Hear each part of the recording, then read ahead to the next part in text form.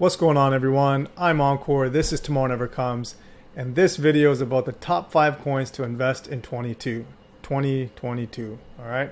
Now, this is not financial advice. These are actually all 5 of these I actually own, if not a little bit, quite a little bit of. And these are 5 that I like to dollar cost average into, and if I haven't already, I will look to dollar cost average throughout 2022. All right. So I just want to make that clear. I actually own all 5. We're going to go in reverse order from 5 to 1. 1 being the most popular for me, where I like to dollar cost average at every chance I get for as much as I can. All right, so let's just jump right into it. So number 1 here is Chainlink. And if you guys can see symbols, or if you know what the logos mean, you can just look real quick here what the 5 are. And if you're familiar with them, move right on. But let's just kind of run through them and let's see what happens. All right. So Chainlink is the first one. It's actually number 5. And this is what they call an oracle. Now, an oracle is something that gives real-time data to a particular smart chain that is plugged into Chainlink. All right. So it's something that facilitates real-time data to any project or blockchain out there that requires real-time data. So if you need to know what the weather is, or if there's betting involved or sports involved, where that real-time data is so important, an oracle is what's going to provide that, and Chainlink is the best one out there and the most tried and tested over the years. All right. So where does Chainlink stand today? So right now it's sitting around $7, right? It's just under $7.50. All-time high is actually last May of 2021, and we were sitting here at $52. All right, so $7 now, $52 at its all-time high. And even if you look at just kind of mini pumps that it's had, $34, $33, and $26, $27. So high 20s, low 30s. So from $7 even to there, significant return, great fundamentals, a project that I like for the long run. All right, so that's number 5. Number 4 here is Avalanche. If you've seen any of my videos, my previous videos, you'll know that I am a big believer in Avalanche.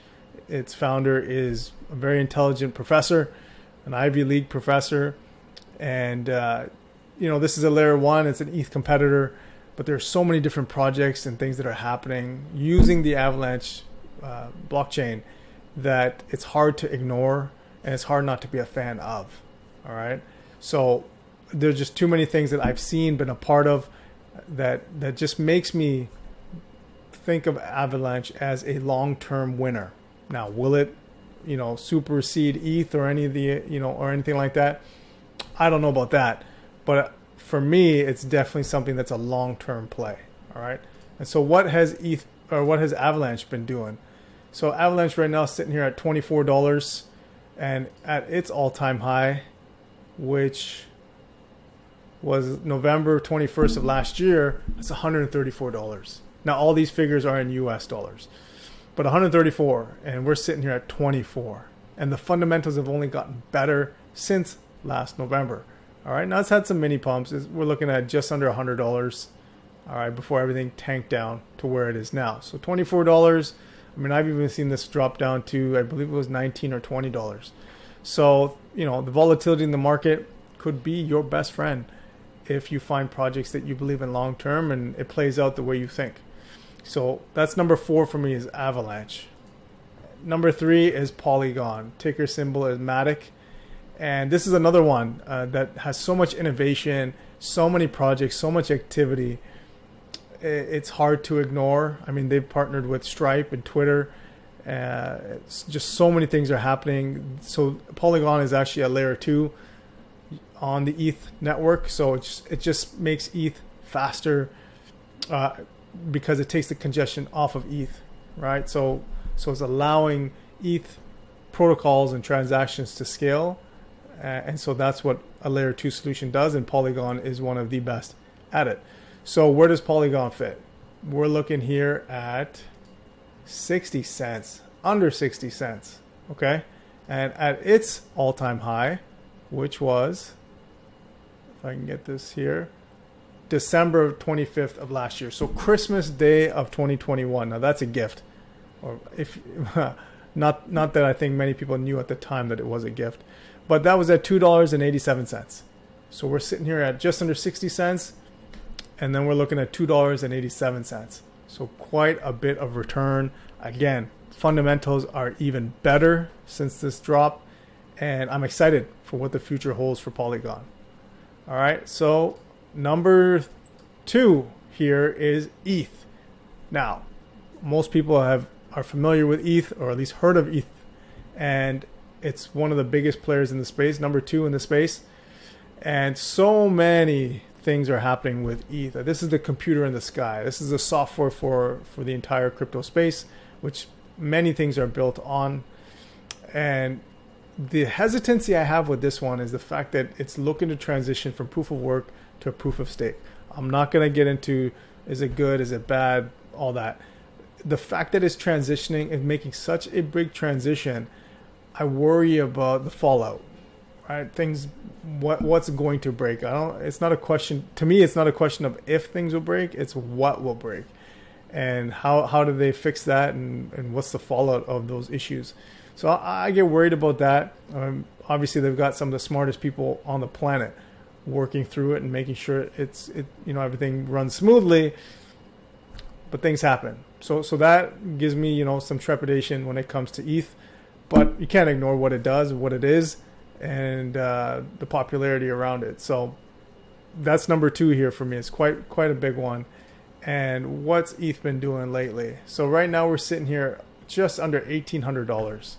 Okay, at its all-time high, which doesn't want to load here, but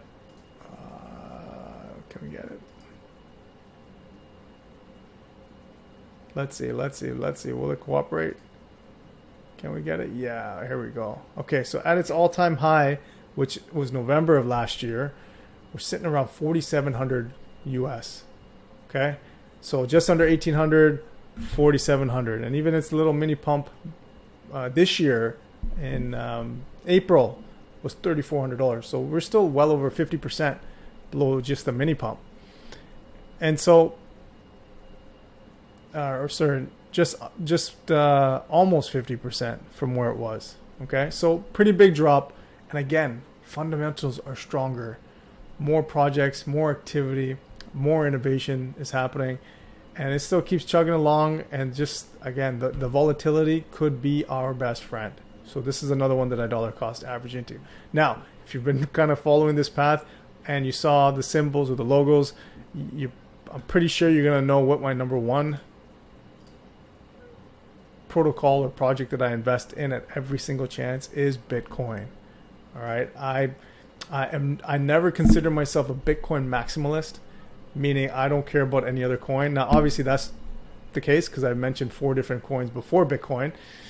But the longer I'm in crypto, the more I lean heavier towards Bitcoin as my one and be all.